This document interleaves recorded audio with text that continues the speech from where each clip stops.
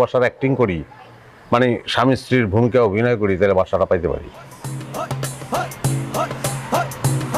অসম্ভব। না, এটা অসম্ভব।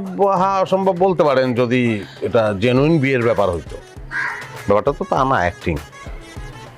বাসা ভাড়া নেওয়া হয়ে গেলে তারপর আপনি আপনার মতো, আমি আমার মতো, সমস্যা তো কিছু দেখতেছি না।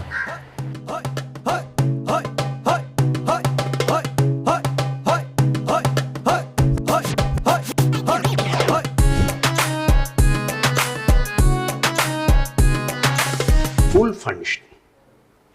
অ্যাকচুয়ালি এটা হচ্ছে ডুপ্লেক্স। ওপরে আমি থাকি আর নিচটা পুরোপুরি খালি।